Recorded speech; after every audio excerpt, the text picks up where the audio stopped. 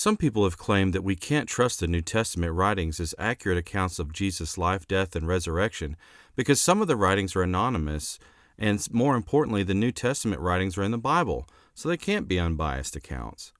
However, these people might not realize that the New Testament writings have several characteristics showing that they were written by reliable eyewitness authors. In this video, I'm going to discuss the evidence regarding the reliability of the New Testament authors and how the New Testament writings possess several earmarks of historicity, indicating that they can be trusted as authentic historical accounts. So I hope you'll stick around to find out the many ways in which we think the New Testament writers were reliable.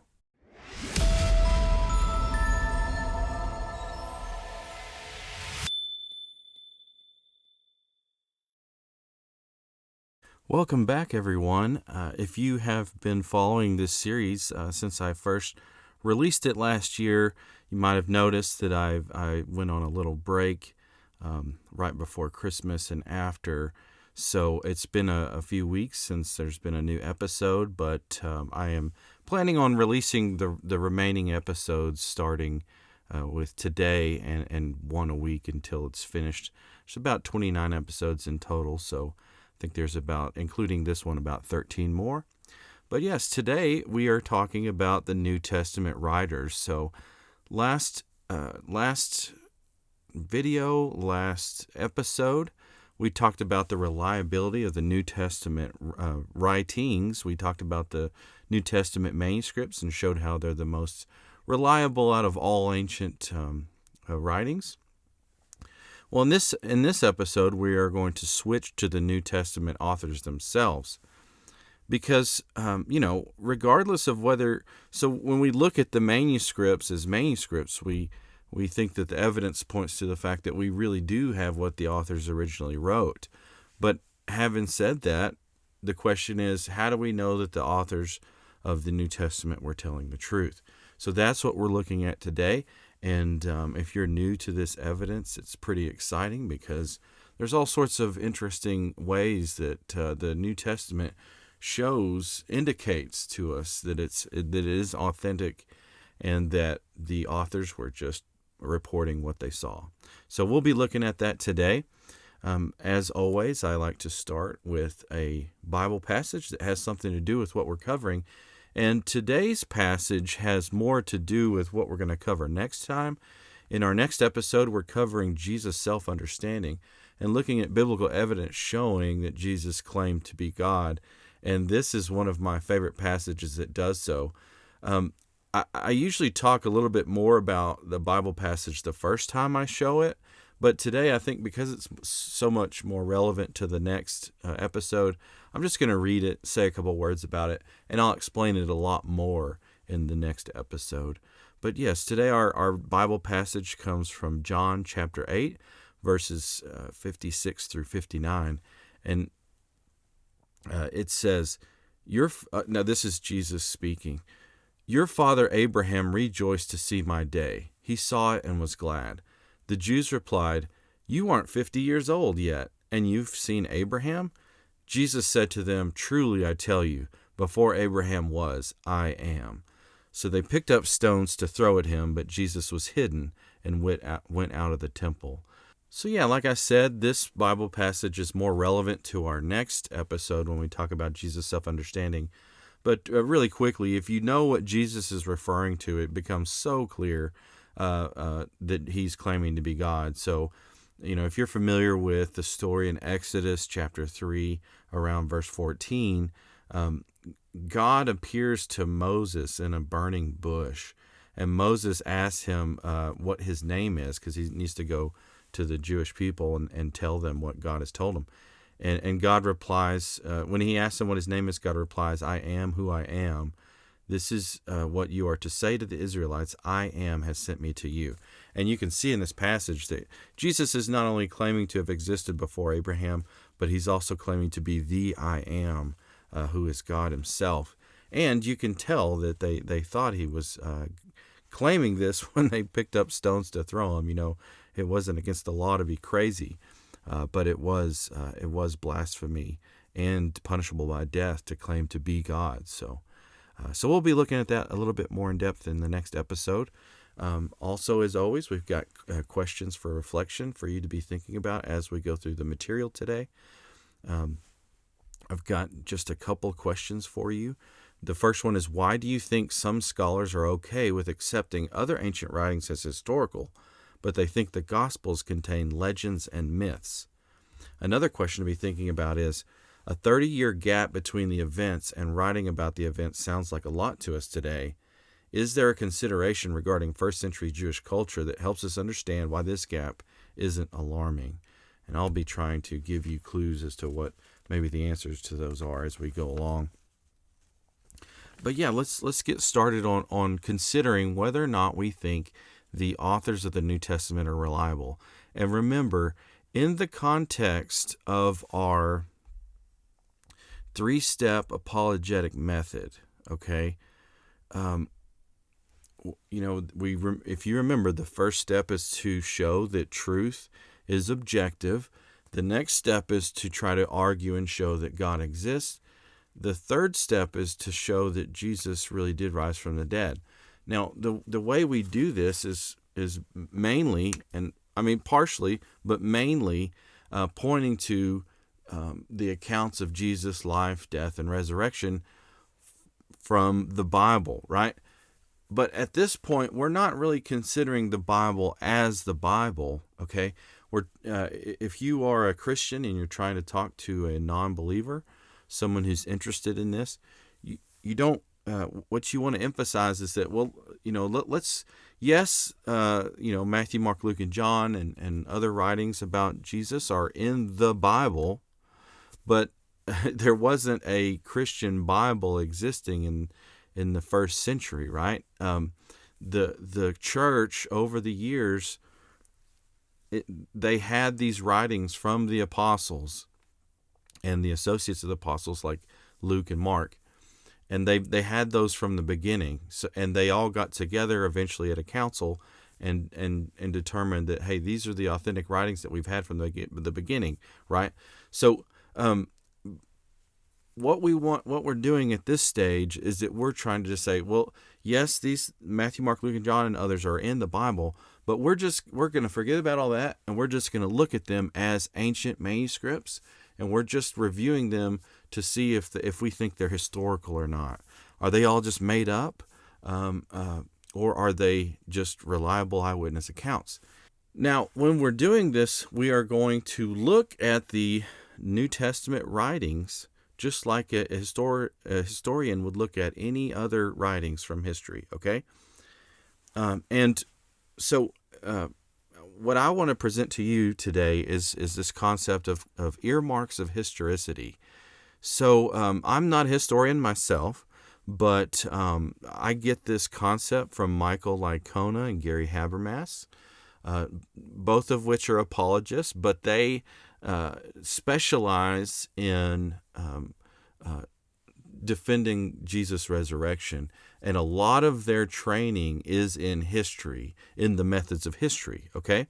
And as you see, my reference there, my citation is to a book they wrote called The Case for Jesus of Resurrection, where they talk about this. So if you're interested in that, you'll read even more about it in that book.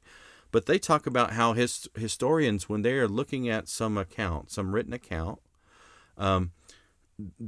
when they're trying to determine if they think that the author of that account is reliable, is that person just reporting history as it happened, or is that person just making it up? Okay, they look for these what they call earmarks of historicity.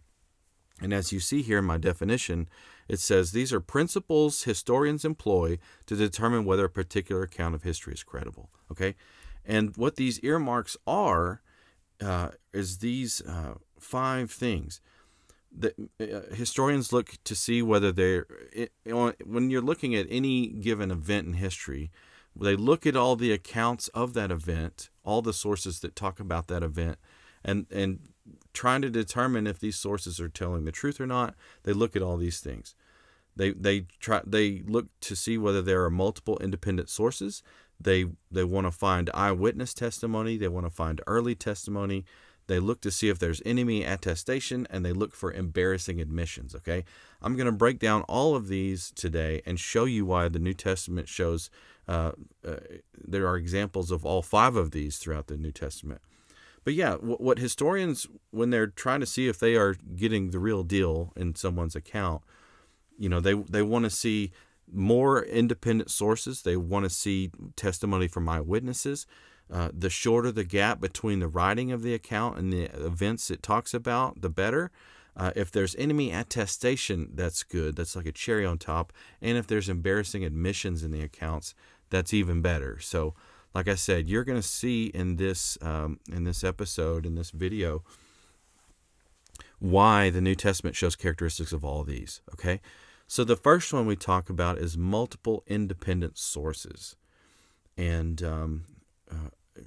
I've got this listed as the explanation is when an event or saying is attested by more than one independent source, there's a strong indication of historicity, right?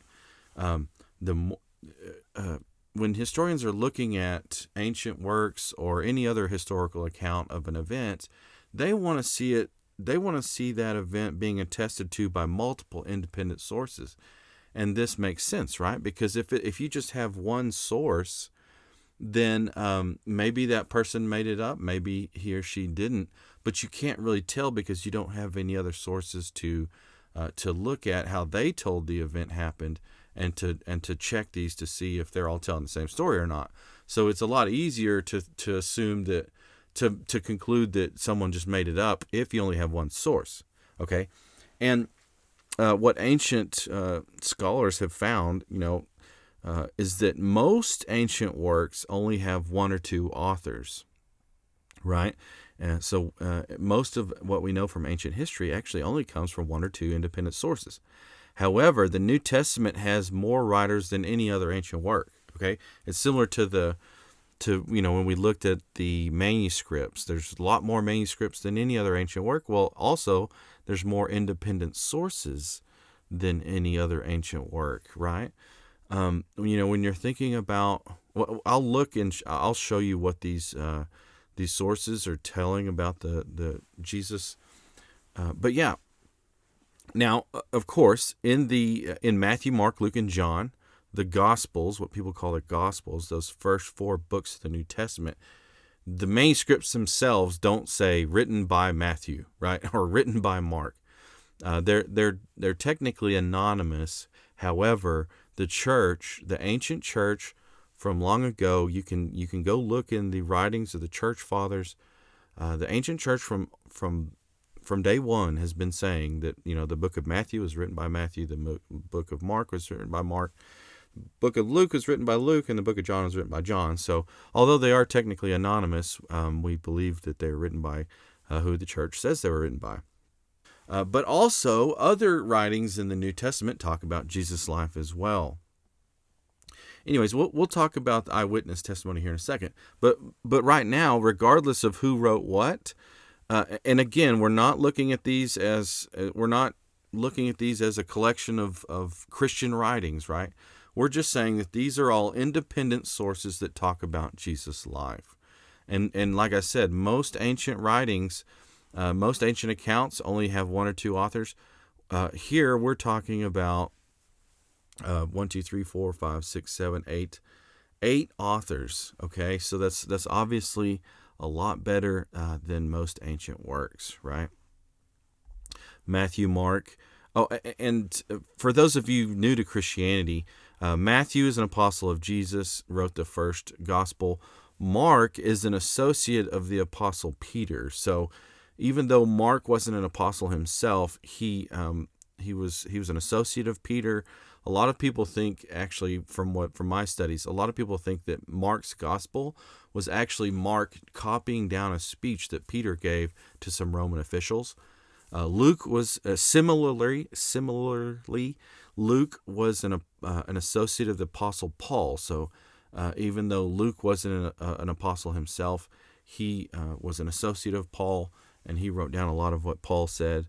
Then, obviously we've got John's gospel. He was an apostle. We've got writings of Peter, an apostle of Jesus, James, who was Jesus' brother, Jude, who's Jesus' brother, and Paul wrote a ton of the New Testament, and he was an apostle of Jesus. So we've got at least 8 independent sources, right? So that's something that the New Testament has going for it. It has many different sources. And it also has eyewitness testimony. So I was already kind of touching on this earlier, but there's indications that it comes from eyewitness testimony. And this, besides the ancient church saying that these writings came from eyewitnesses, the writings themselves say that they were eyewitness accounts. And there's a lot more Bible passages than what I'm about to show you, but I can show you at least a couple examples. So one example comes from John's Gospel, chapter 19, verse 35. It says, "And he who has seen has testified, and his testimony is true, and he knows that he is telling the truth, so that you also may believe." It's just a straightforward account that says that the author of that gospel is an eyewitness to the events. Another example coming from John is from 1 John 1:1, and it says, "What was from the beginning, what we have heard, what we have seen with our eyes, what we have looked at and touched with our hands concerning the word of life." So John says in other places that he was an eyewitness. In Luke, you see that in the book of Luke, in chapter 1, verse 1, verses 1 through 4, Luke, the associate of the Apostle Paul, talks about how he not only researched everything himself, but he also talked to eyewitnesses. And of course, he was an associate of Paul, who Paul said that he saw the risen Jesus. So this is just another account of someone who was really close to the events and knew of eyewitnesses. And if you haven't read Luke 1, verses 1 through 4, it says, "Inasmuch as many have undertaken to compile an account of the things accomplished among us, just as they were handed down to us by those who from the beginning were eyewitnesses and servants of the word, it seemed fitting for me as well, having investigated everything carefully from the beginning, to write it out for you in consecutive order, most excellent Theophilus, so that you may know the exact truth about the things you have been taught." So yeah, Luke mentions that all of these things he's writing about were things handed down to him by those who from the beginning were eyewitnesses. But he also did some investigating himself. Peter, who wrote his epistles, there's several examples in Peter, actually. 2 Peter 1:16 says, "For we did not follow cleverly devised tales when we made known to you the power and coming of our Lord Jesus Christ, but we were eyewitnesses of his majesty." Also, and I don't have it in my slide here, but in 1 Peter 5, verse 1, it says, "Therefore I exhort the elders among you as your fellow elder and witness of the sufferings of Christ, and a partaker also of the glory that is to be revealed." And in the book of Acts, there's a couple examples in chapter 2 and chapter 10 of Peter telling people that he saw, he witnessed the events in the Gospels himself. The Apostle Paul, in his writings, and he talks about this in several places as well, especially in 1 Corinthians, in verses in chapters 9 and 15. But in this, what I have here on my slide is Galatians 1, verses 11 through 12. Here Paul says, "For I would have you know, brethren, that the gospel which was preached by me is not according to man. For I neither received it from man, nor was I taught it, but I received it through a revelation of Jesus Christ." So Paul is saying that he didn't make this stuff up. He got it from what he was told by Jesus. Okay? The author of Hebrews, which we think is possibly the Apostle Paul or Luke, mentioned that this was from eyewitnesses as well. So you can see that these writings are claiming to be eyewitness accounts. And other things that we see are going to kind of be showing this out as well. But I wanted to quickly make a point just how well attested to that these are eyewitness accounts, or at least come from people who were around that time. So because and you learn this especially when you read Dr. Lycona and Habermas's material. But they oftentimes emphasize that even without the Gospels, even if you're talking to somebody who just won't allow the Gospels because they think they're probably just made up by Christians, it is they note, Habermas and Licona note, that most New Testament critical scholars acknowledge the authenticity of 4 of Paul's epistles, which are, I think I have a slide for that. I'm kind of getting ahead of myself. 1st and 2nd Corinthians, Galatians, and Romans, which are dated between AD 55 and 57, okay? And what do I mean when I talk about New Testament critical scholars? Well, in the academic study of the Bible, there are 2 major areas of study called textual criticism and historical criticism, okay? Textual criticism is also known as lower criticism, if you ever hear these terms. Historical criticism is also known as higher criticism, okay? And while criticism sounds really negative, at its base, criticism just means thinking critically about the sources, okay? It's not necessarily mean criticizing. It just means thinking critically about something, okay? Now, textual criticism is the area of study that attempts to determine what the original text said. Textual criticism has a lot to do with the things that we looked at in the last episode when we were looking at the New Testament writings as ancient manuscripts, and they were looking at, and that's whenever scholars examine all the different existing manuscripts and they try to determine what was the original writing, right? So if there's a mistake here or there, or there's variances, they try to figure out what was the original writing. Well, historical criticism is a little bit different. It is the area of study that attempts to determine the source of the text and ask questions such as who, when, where, and why of the authors, okay? So historical critics, a lot of times, are asking, okay, sometimes we think there's evidence that when someone was writing an account of what happened in history, that they were possibly using other sources in their writings. And that's some of the questions that historical critics ask. Now, just so you know, though, if you ever hear of higher criticism or historical criticism, if you are a Christian, you need to be cognizant of the fact that a lot of higher critics are doing what we call negative criticism, okay?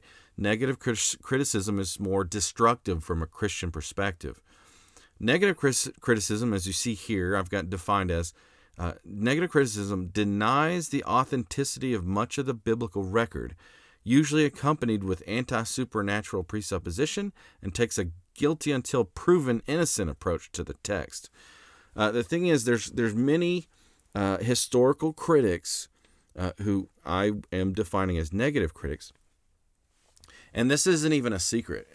It's not even controversial, because this usually happens in religion, in secular universities, in the religion departments, okay? Negative higher critics are people who are studying the Bible from a secular perspective and from a atheistic perspective, like from a perspective where they don't believe that, kind of like what we talked about in the episode on the possibility of miracles. Using the principle of analogy, they say, well, I don't see miracles happening today, so I don't. So from what they're saying, so I think whenever I read the Bible and it says miracles are happening, then this was either people lying and making it up, or they're explaining natural events with supernatural explanations, even though it was all fully explainable naturally, right? Well, these scholars look at the Bible and they're trying to figure out what, quote unquote, really happened, because they don't think, that miracles are possible. So they're trying to figure out what was really going on. Did they have political reasons for claiming that God was talking to them, and so on and so forth. Positive criticism is a type of higher historical criticism that affirms the authenticity of the biblical record and takes an innocent until proven guilty approach to the text, right? So usually your non-believers will be negative critics. Your believers will be positive critics. Non-believers take a guilty until proven innocent approach, believing that if it talks about miracles, it's just making it up until if there was no other possible explanation, say that maybe it happened, but probably they wouldn't. And then positive critics are usually going to be believers who actually think that the Bible is the Word of God, and they won't say that there's a mistake in the Bible unless there's no other possible explanation. Okay, so not all historical criticism is bad, but I just want you to be aware of these terms. So if someone says, "Well, this Bible scholar says that didn't actually happen," well, you need to clarify with them. Well, okay, so what are you talking about? Are you talking about a higher critic? Okay, now does this higher critic assume that miracles are impossible when he or she is doing his study of the Bible? Because I've got philosophical arguments for you, showing that miracles aren't necessarily impossible. So, you want to avoid the genetic fallacy and say, well, just because this person doesn't believe in Christianity, everything he or she says is false. That's a genetic fallacy. Attacking the source instead of attacking the arguments. But it is legitimate to point out that if someone approaches studying the Bible assuming that miracles are impossible, then that is going to affect his or her conclusions on whether these things actually happened, right? Well, anyways, that's a big side note. But having said all this, it is a big deal that even higher critics, even negative historical critics, believe that Paul was the authentic author of the writings traditionally attributed to him, specifically 1st and 2nd Corinthians, Romans, and Galatians. And this is a big deal because these sources talk about a lot of the most fundamental things about Christianity that are mentioned in the Gospels. So and I've got an even longer list from I think it's from Norman Geisler's Christian Apologetics. But here's a list of things that Paul talks about in those writings that even negative critical scholars think are authentic. Paul talks about Jesus' virgin birth, Jesus' sinless life, Jesus' death on the cross, that Jesus died to pay for our sins, that Jesus was buried and was resurrected on the third day, and Paul talks about Jesus' post-resurrection appearances to the apostles. Yes, and that Jesus appeared to other people afterwards, and he is presently at God's right hand. So, even if someone is so stubborn they won't allow for the Gospels, you can say, well, look, we still have eyewitness testimony of someone who claims to have witnessed Jesus and been taught by Jesus, and even higher critical scholars believe that this is at least the person who says to have witnessed these things himself. Okay, so interesting note there. Okay, moving on to early testimony. Right, we talked about this earlier, and it's a lot of these are pretty common sense. So the closer the time between the event that is being talked about in the source and the testimony about it, the more reliable the witness, since there is less time for exaggeration and even legend to creep into the account. And early testimony definitely is something that the Gospels have going for themselves. So right here, I am listing to you dates that I like for the Gospels. I have Matthew dated at AD 42, Mark dated at AD 60, Luke dated at being written at AD 62, and John, the later date for John at AD 96. All of these, now this is going to be a little bit controversial even among Christians. There's a consensus among Christian scholars, I believe, Christian higher critical scholars, that Mark was written first, and there's various reasons for that. However, the testimony of the ancient church is that it was written in the order that we see it in the Bible. So Matthew, Mark, Luke, and John. It also makes more sense to me that Matthew would have wrote his first, since his is so Jewish and so relying on the Old Testament. I mean, a lot of the Gospels are, but Matthew just writes in a way that he is really appealing to a Jewish audience way more than, like, say, whenever you see Luke, where they're explaining things, because you can tell the audience isn't Jewish. Anyways, the church, the apostles were supposed to go to the Jews first, then the Gentiles later. It makes sense to me that Matthew would be written first. But anyways, I get all these dates from a book by David Allen Black titled Why Four Gospels? The Historical Origins of the Gospels. So if you're interested in the datings of the Gospels, you can check out that book at least. There's a ton of material on it, but you can see why he thinks that they happen in this order. But notice, though, that because Jesus' life is supposed to be from AD 1 all the way to 33, right? And these Gospels are written just within decades. Matthew's Gospel possibly written within 10 years.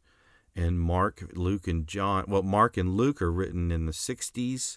So that would just be under 30 years from the time. And even if these are in the 60s, if we think Matthew already existed, then it's not that big of a deal. But it's so interesting that the Gospels, and we'll talk about this in later in this lecture and in the next one, or 2 lectures from now, we're going to talk about the synoptic problem. It's interesting how the Gospels don't harmonize very well. But even when you have Matthew already existing, Mark and Luke have they talk about the events differently. So that's interesting. And then I've got a later date for John in AD 96. But these might sound like, wow, that's terrible. I would rather have sources talking about Jesus' resurrection the year after. So first of all, I'm going to show you in a later episode evidence that Christians believe that Jesus rose from the dead from year 1, basically. Okay, and this comes from Paul's writings in 1 Corinthians 15.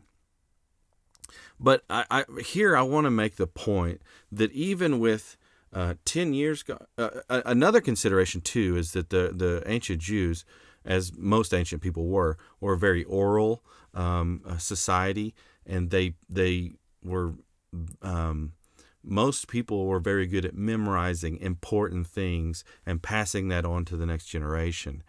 But also, ancient scholars have, they have looked at other cases and seen that it looks like when you start thinking about legends creeping into historical accounts, this doesn't usually happen within the time of the events of the eyewitnesses of the events. Does that make sense? To discuss this, I have a quote from William Lane Craig from his book On Guard, Defending Your Faith with Reason and Precision. So it's kind of a long quote, but you'll see how it's just really explains this very well. Craig says, one of the major problems with the legend hypothesis, however, which is almost never addressed by skeptical critics, is that the time gap between Jesus' death and the writing of the Gospels is just too short for this to have happened. This point has been well explained by A.N. Sherwin-White in his book, Roman Society and Roman Law in the New Testament. Professor Sherwin-White is not a theologian. He's a professional Greco-Roman historian of times prior to and contemporaneous with Jesus. According to Sherwin-White, the sources for Roman and Greek history are usually biased and removed 1 or 2 generations or even centuries from the events they record. Yet, he says, historians reconstruct with confidence the course of Roman and Greek history. For example, the 2 earliest biographies of Alexander the Great were written by Arrian and Plutarch more than 400 years after Alexander's death, and yet classical historians still consider them to be trustworthy. The fabulous legends about Alexander the Great did not develop until the centuries after these 2 writers.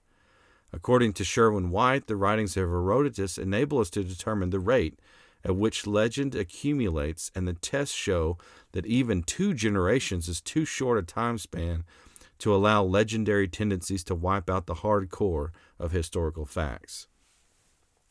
So I find this very interesting. What they're saying is that when you look at ancient history, you see that the sources that are closer to the events seem to be historical, But it's not until at least 2 generations that you start to see legends creep in. And you can see from my list here at AD 42, 60, 62, and 96, this is not long enough for that legendary possibility to be there, right? One thing I didn't mention is that, my just so you know, my list, putting it Matthew at 42, Mark 60, Luke at AD 62, John at AD 96. This is a conservative list because if you read Y4 Gospels, this is definitely taking more of a positive historical critical approach, where we believe the testimony of the early church because they were there and we weren't, but also there's a lot of internal evidence that supports these as well. So I'm definitely taking more of a conservative Christian, innocent until proven guilty approach. But the negative critics oftentimes place the date of the Gospels after AD 70. And the reason why they do this is because the Gospels contain accounts of Jesus prophesying that the temple in Jerusalem is going to be destroyed, right? And a negative critical scholar not believing in prophecy is going to say, well, if he got it right, then that means that they wrote this after the events happened, because that's the only way to have accurate prophecy is to just say that someone prophesied it before it actually, after the events happened, but say it happened before the events actually happened. So negative critical scholars usually put the Gospels after AD 70. But notice, even if you have a date of AD 70 and further in the first century for the Gospels, noting what A.N. Sherwin White said and what Craig was getting at, for two generations, that's like 80 years, right? For the possibility of myth and legend to occur, we're talking 80 years. But 80 years after Jesus' death is around AD 110. So even the later dates of the Gospels are dates in which we don't think legends would occur. So this early testimony of the New Testament is amazing. But also notice what I mentioned about how ancient historians, they find no issue with reconstructing ancient history, even using writings from authors in which the authors wrote hundreds of years after the events occurred. Yet we have higher critical scholars thinking that Jesus was possibly a mythical figure, or Jesus, none of these things actually happened. When you look at it, the time between the events and the writings of the New Testament is much shorter than what they're used to working with. So, here's a quote from A.N. Sherwin White, writing in that book that I mentioned, Roman Society and Roman Law in the New Testament. He says, "So it is astonishing that while Greco-Roman historians have been growing confidence, the 20th century study of the gospel narrative, starting from no less promising material, have taken so gloomy a turn in the development of form criticism that the historical Christ is unknowable and the history of his mission cannot be written. This seems very curious." Well, he wasn't a theologian. He was a Greco-Roman scholar, and he just thought it was interesting, and it just seemed to be special pleading that some of this, most of ancient Roman scholars are just piecing together history from these accounts that are written centuries after, and not that many not that many independent sources. But when we start talking about Jesus, all of a sudden the real Jesus is unknowable and all those things, even though the New Testament manuscripts and the New Testament authors seem to be a lot more reliable than all the other things that they were easily piecing together. But just to talk about more about the reliability of the New Testament writers, going along with this eyewitness testimony concept.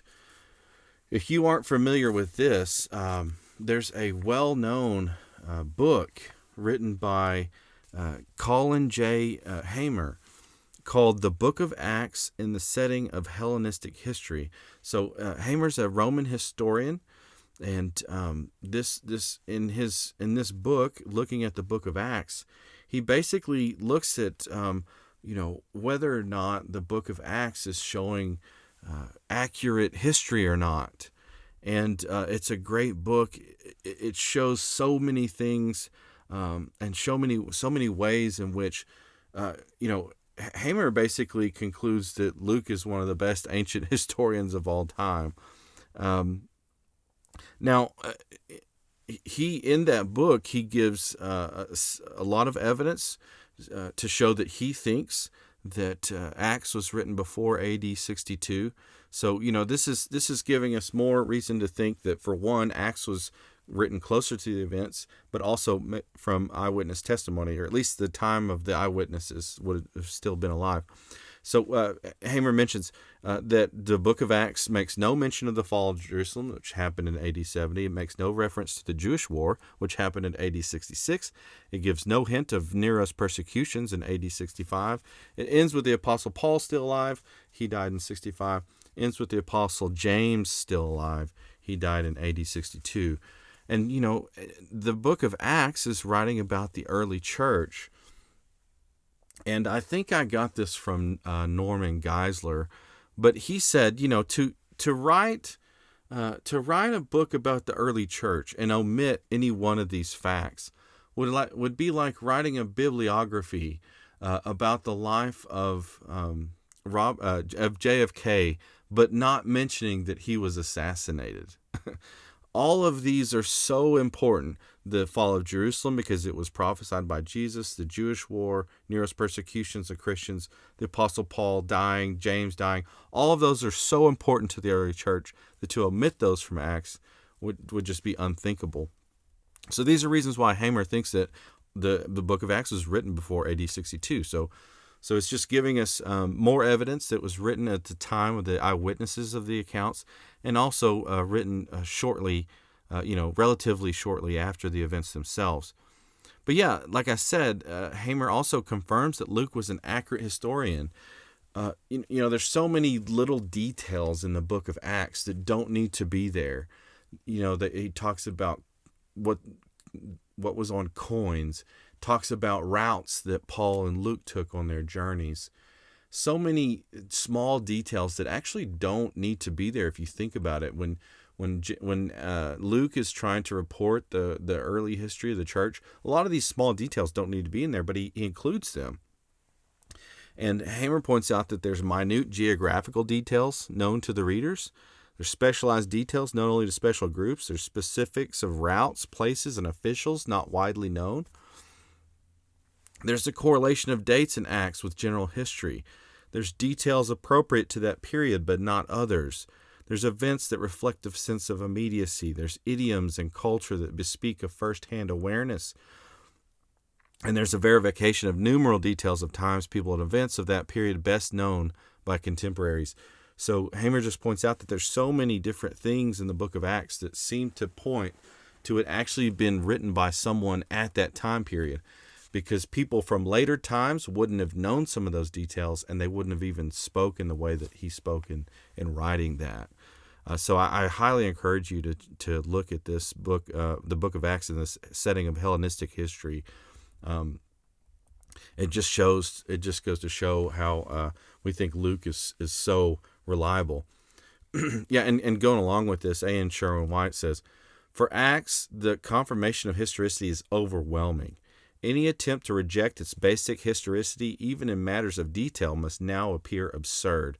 Roman historians have long taken it for granted.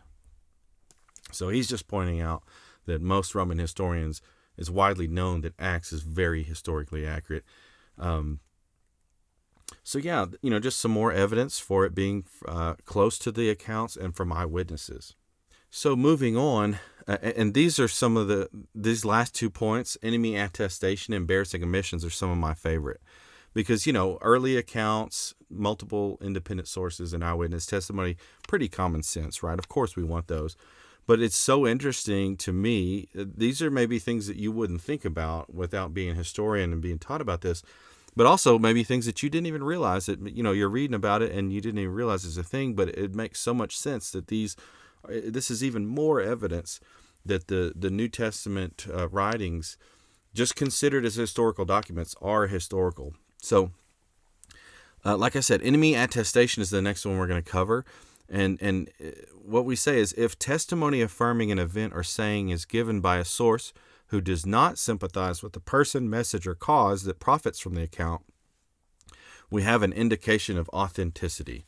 So yeah, this point is just saying that if someone who is your enemy admits that what you are saying is true, then it's probably true, right?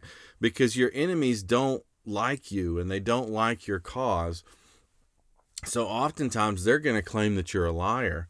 But if they did admit that what you're saying is true in certain areas, then that seems to really confirm that it really is true, because why would they make that up if they don't like you? And we're going to talk about extra biblical sources talking about the events that are affirmed in the Bible, okay? Because, what we're doing right now is covering a lot of base material that I need to cover before I show you specific arguments for Jesus' resurrection. But there's so much evidence and so many things to consider that's why I'm methodically breaking all these down. The reliability of the writings, the reliability of the writers, Jesus' self-understanding, discrepancies in the Gospels, and all those things, okay? So later on, when we talk about Jesus' resurrection, I'm going to talk about extra biblical sources that mention Jesus. A lot of people don't even realize that Jesus is attested to by historians, ancient historians outside of the Bible, which really, in my mind, and I think is an easy conclusion, it just blows away all these theories that Jesus was just made up. But anyways, Jewish historian Josephus from AD 37 to 100 mentions Jesus. The Roman historian Cornelius Tacitus from AD 55 till around AD 117 mentions Jesus. The Greek satirist Lucian from the 2nd century. Roman historian Suetonius from around AD 120. Roman magistrate Pliny the Younger around AD 112. And centuries later, the Jewish Talmud mentions things as well. But what's interesting is that when you read all these sources, they confirm that Christians believed. First, they confirm that Jesus was a person. Second, they confirm that Jesus followers, that Christians around that time believed that Jesus rose from the dead, that believed he was divine or something like that. We'll be looking at these a lot later, like I said. But it's enemy attestation, because non-Christian Jews and Romans in this first few centuries, right? The Romans in the first couple centuries of the church were persecuting Christians. The non-Christian Jews didn't believe that Jesus was divine. So they don't have anything to gain from talking about Jesus existing as a person and that his followers believing that he was God, okay? So this is more evidence that what the authors of the New Testament are saying is true, because even their enemies admitted that some of what they said was true is true, okay? And then embarrassing admissions. And yeah, with this enemy attestation, there's only so much I can put into each one of these lectures. I'll try to re-emphasize this later on when we look at those extra biblical writings. Embarrassing admissions. This is one of my favorite, right? If I'm going to if I just want to make up a religion and I'm going to be one of the people in charge when the religion starts, and I'm going to try to make up a bunch of stories that happen that show that I should be in charge, I'm probably not going to make a bunch of embarrassing admissions in my stories, right? I'm probably not going to make myself look bad in some light because I want people to follow me. Well, and let me read my slide here. Embarrassing admissions, an indicator that an event or saying is authentic, occurs when the source would not be expected to create the story because it embarrasses his cause and weakened its position in arguments with opponents, okay?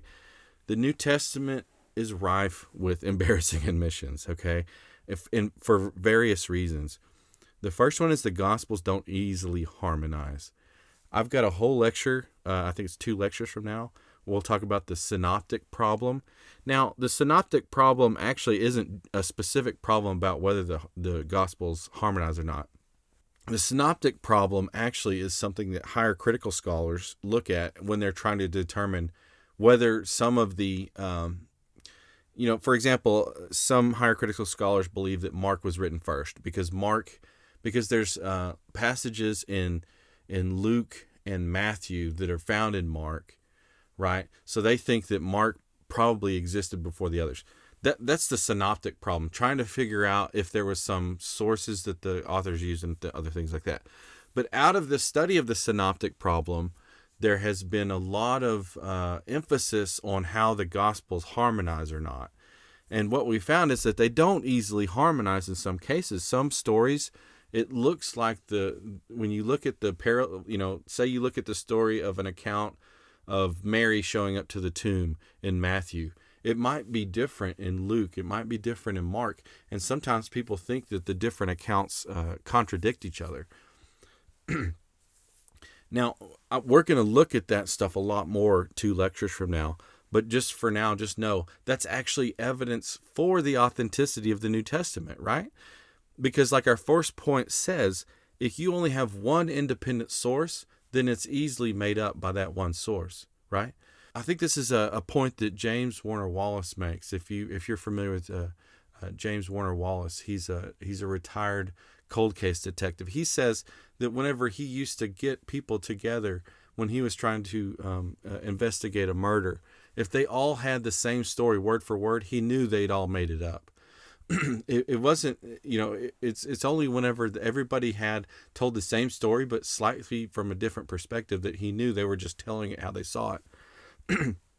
Well, the Gospels don't easily harmonize, and this tells us that, yeah, there are some problems that look like they're contradicting each other, but I'll show you evidence why they're not. But it looks like they're contradicting each other on the surface, but this is actually evidence that it was written by independent sources from different perspectives, okay? But that's embarrassing to a certain extent. The Gospels include material that puts Jesus in a bad light. I'll show you examples of these here in the next couple slides. The New Testament books include self-incriminating details about the apostles in the early church.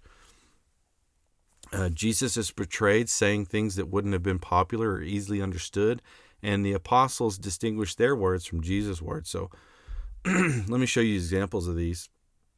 I got ahead of myself talking about the synoptic problem, but yes, the Gospels don't easily harmonize. So on one side, this looks embarrassing because some of the stories seem to contradict each other.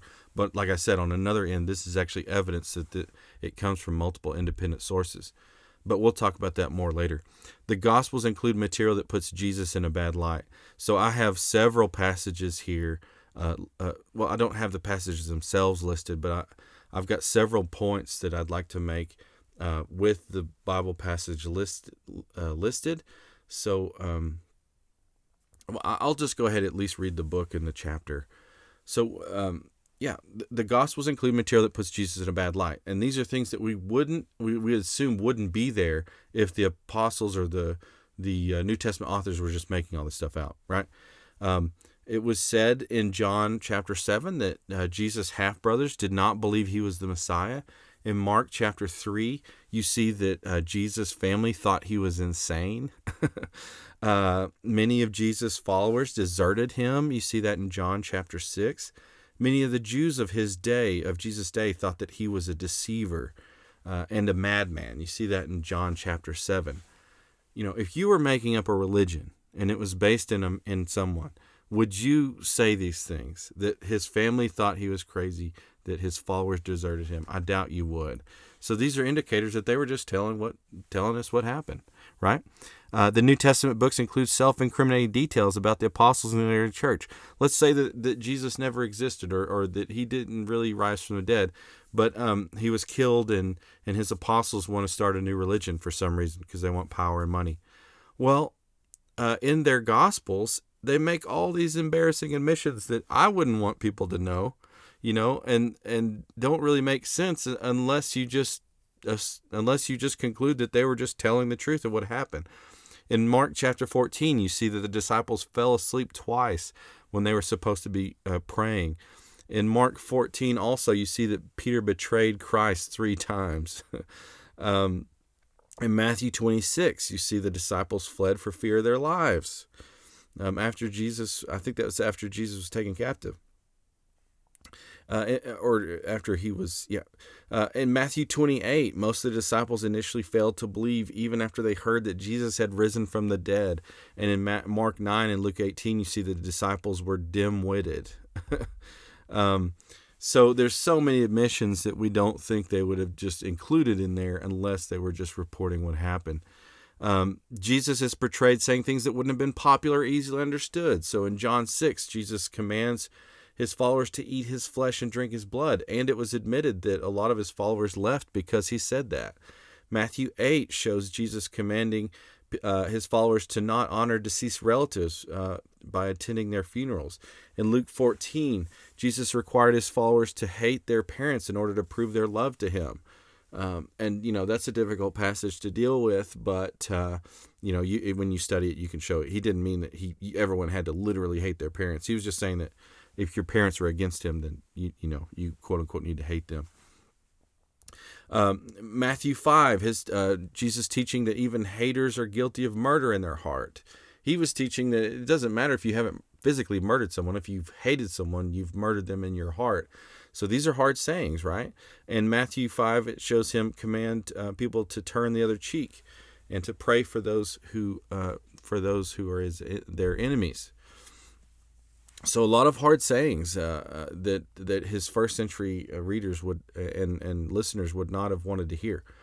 The apostles distinguished their words from Jesus' words. This is really interesting as well, because they're making distinctions, and this is in several places. One good example is 1 Corinthians chapter 7, verses 10 through 12.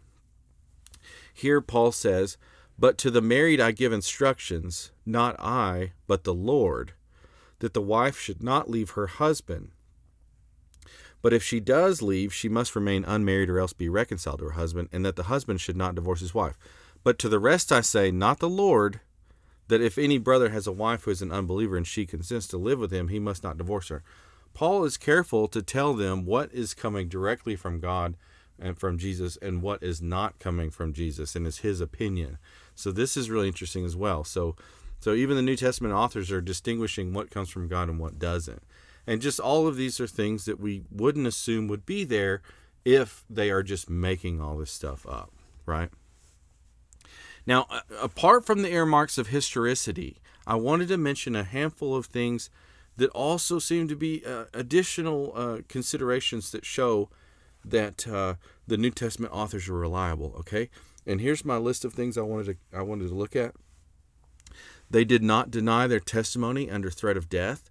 They challenged readers to check out the facts. They warned against false teachers, and they warned against inauthentic writings. We'll look at all this, and then we'll be done. Even in the books themselves, it shows, and this is such an interesting contrast. Before Jesus' resurrection in the Gospels and in Acts, the apostles and Jesus' followers are really betrayed as cowardly, not all that smart. They didn't understand what Jesus was saying, and they weren't good at being apostles and being disciples of Jesus. After his resurrection, something happens, and obviously we would say it's because they literally saw Jesus rise from the dead. This is what makes it so bold for them. They know that if they do, they have faith in Jesus, they're going to live forever with him. But anyways, even in these accounts themselves, you see that under threat of death, the apostles and some of Jesus' followers did not deny what they were saying was true. And we'll talk about this later when we look at arguments for Jesus' resurrection. It's very powerful. And I just want to say it here, a lot of people might say, well, a lot of religious people die for their beliefs. That doesn't make their beliefs true. What's the difference between a suicide bomber and one of the apostles? Well, the difference is a suicide bomber was told that these things are true by somebody else who wasn't there. The difference with the apostles is that they are dying for something that they saw with their own eyes. If the apostles were making all this up and you were threatening their life or you were literally killing them, they would, if they were just making it up, they would say, okay, I made it all up. It's not true. history not only is lacking of any account that said that the apostles changed their story, but on the contrary, history shows us that the apostles went to their deaths. A lot of them did. There's books written on this as well. But so Stephen is someone we think was martyred for talking about this. Peter and Paul were both threatened with their lives and also eventually martyred, and they never changed their story. So very powerful evidence in my mind that they were telling what they just thought to be true. In the New Testament writings, the New Testament writings themselves challenge the readers, the first century readers, to go and check this out for themselves. One example is Acts 2, verse 22. It says, "Men of Israel, listen to these words. Jesus the Nazarene, a man attested to you by God with miracles and wonders and signs, which God performed through him in your midst, just as you yourselves know." He's including in this speech that you yourselves know Jesus was among you. We think, like I said, we think Acts was written in the 60s. This would only have been 20, 30 years after Jesus died. So all the people that saw that, and in 1 Corinthians, we see that Paul says that Jesus appeared to like 300, 500 people afterwards, a ton of people. So all these people would still have been alive in the 60s, and the New Testament authors, of course, this is an account of a story that happened previously to that. But they're telling everyone, look, go ask someone. They're still alive. Go check these out for yourself. In 1 Corinthians 15:6, Paul says, "After that he appeared to more than 500 brethren at one time, most of whom remain until now, but some have fallen asleep." He's writing this in the 50s. So they're telling, look, if you want to check this out, go talk to some of these people. So they're not just making this up and hoping that no one knows about it. They're telling, look, go check it out for yourself. Also, the New Testament writings warn against false teachers. So this just goes to show that the early church wasn't a bunch of gullible people just accumulating a bunch of writings that talk about miracles. They were guided. It was founded and guided by the apostles. In Galatians 1, verses 6 through 8, Paul says, "I'm amazed that you are so quickly deserting him who called you by the grace of Christ for a different gospel, which is really not another, only there are some who are disturbing you and want to distort the gospel of Christ. But even if we or an angel from heaven should preach to you a gospel contrary to what we have preached to you, he is to be accursed." So this is evidence that they had a certain doctrine that they were teaching in the first century, within decades after Jesus died, and they were teaching people that this is the correct way to see it, and if someone else is just making things up, don't believe him or her. Similarly, they warned against inauthentic writings. So it wasn't just inauthentic teachings, they're also warning against inauthentic writings. And in 2 Thessalonians 2, 1 through 2, it says, "Now we request you, brethren, with regard to the coming of our Lord Jesus Christ and our gathering together to him, that you not be quickly shaken from your composure or be disturbed either by a spirit or a message or a letter, as is from us, to the effect that the day of the Lord has come." This is Paul talking about Jesus coming back. Some people, I guess, are writing letters saying that Jesus has already come back or something like that. Regardless, this is Paul warning the early Christians to only use and read letters that are authentic from him. Don't just believe everything you read. It needs to be checked out and vetted by an apostle or someone close to an apostle. So they were aware of not only false teachings, but also false writings. So the early church wasn't a bunch of gullible people that just wanted to believe anything that anybody said that it included miracles. Okay, so just more evidence that the New Testament authors were reliable. Okay, and I think a lot of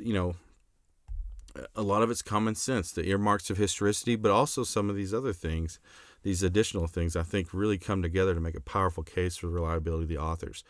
So I think we've covered all this, but just to remind you of the questions for reflection.